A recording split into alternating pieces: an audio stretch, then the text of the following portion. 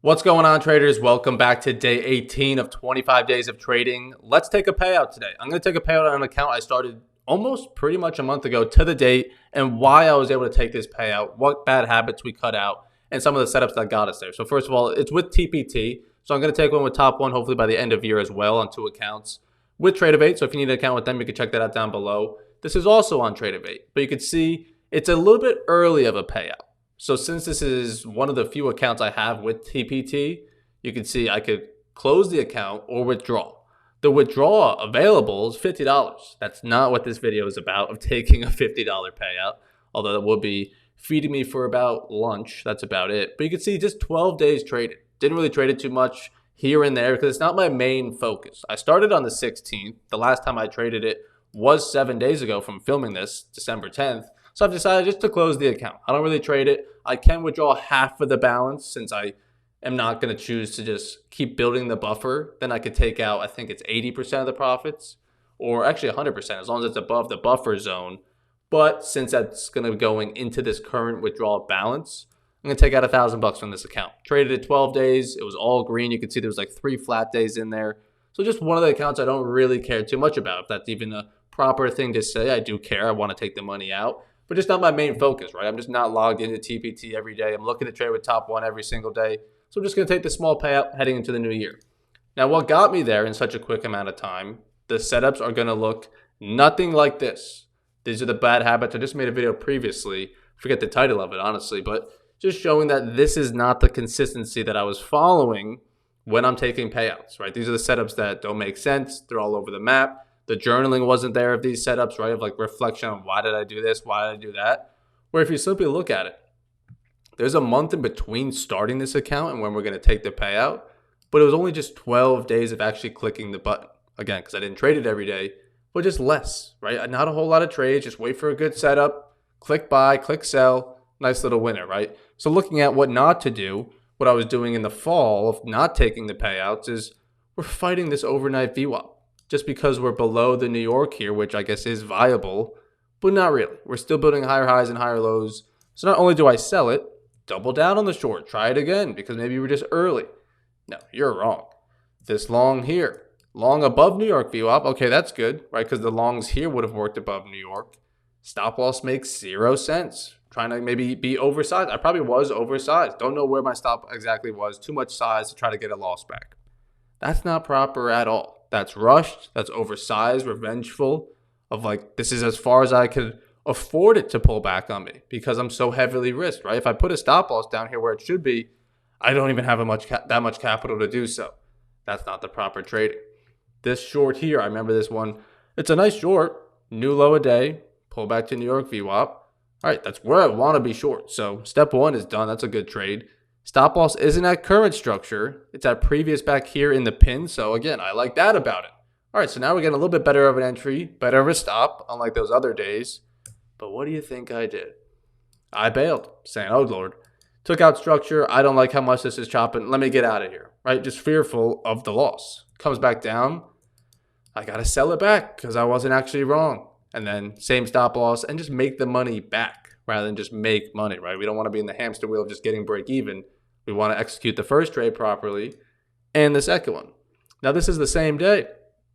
New York VWAP retest. Where I want to be short. It's where the shorts paid earlier, right? Move from there. So again, good price, good stop loss. We get smoked. Why? Look on the left here, the 15-minute. We're actually building a higher low down here. After a new high, pullback, new high. So I'm fighting the trend. Maybe I even was on this first trade. Maybe I didn't love the short either, and why I bailed on it so quickly. Just all over the map. Not letting the trades play out, not trusting them, not taking good ones to trust. I shouldn't trust this setup to work out. I mean, it's not a good setup. But then you look at this day as well. This was after like a loss back here. That there's not even a trade on here. There was like 3 micromanaged, oversized, like I'm long here, stopped out there. Get back in, stopped out here, right? It makes 0 sense. It's just oversized, trying to be too scalpy, too timing perfectly of the market. Where if you just look at this setup, new high, pull back to New York VWAP, let's go higher. Stop loss is out of the way, giving it room to breathe in trend. So we got full trend off of a key level, proper size, so I'm not afraid to lose it. Just let it do what it wants. Let it trade. new high of day, pull back to VWAP, stop loss below the open range low, because if it makes a new low a day, then I want to be no longer long. Unlike some of those other markups, they were floating. It wasn't covering any structure. It wouldn't invalidate an idea. So the whole thing really is getting out of my own damn way, which is many of our own faults of, you know what you're looking for. You know what's a good setup. You know these aren't good setups. But you're just getting in the way of yourself of saying, I want to be right. I want to call the shorts. I want to call the top. I want to call the bottom, whatever. For whatever reason, well, if you just get out of your way and you know you want to buy it off here, don't overcomplicate things. Don't put too much size on that now your stop loss is here and one day it just ticks it and goes high and you're like, I would have been right. I got in the way of it, right? I micromanaged it. I broke some rules around the management. The entry could be as good as you want. Management is also just as important, right? So giving it a proper stop loss, giving it the time to breathe, not bailing on the first sign of slowing when it's still not invalidating the idea, right? And then taking profits aggressively at high of day, right? Nice little scalp. Same thing on this one. I think I called the top on that one. I didn't call the top. I got out of the top because I'm looking to trade back to structure. So that's also why I don't chase breakouts, because there's nothing to the left you can see to trade into, right?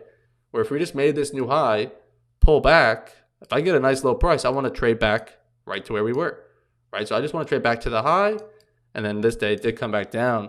I'm just trading back to where we've already been. Give me a little slice of the pie, next little scalp, let's move on. Same thing here. What I've done in the past. What would I have done? Maybe sell it here, you can make some money. Sell it down here, you don't make money. It's not off of a level. You would have had a bad stop loss, oversized, whatever. All those things we just went over, right? So we can just be patient, saying, you know what, I know this thing's just leaving without me. This looks like it's just drifting forever. I'm never going to find an opportunity that I like.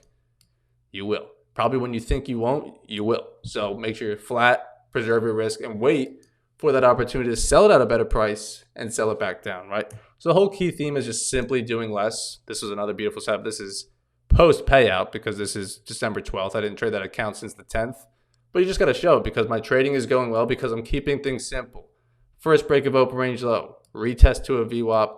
Let's continue the trend that is bearish because we're underneath VWAPs, right? If we're underneath, sellers are in control. If we're above, buyers. So all this that I'm going over, the VWAP bounces, the VWAP breaks, the trending structure plays, all that good stuff is explained here on ASFX TV. This is Futures 2.0 that I just did an update to. So if you're interested in learning more about it, my full strategy from A to Z, it's all available here for free. If you click the link in my bio, you get your first month free. So you have all the time in the world to go through this once or twice.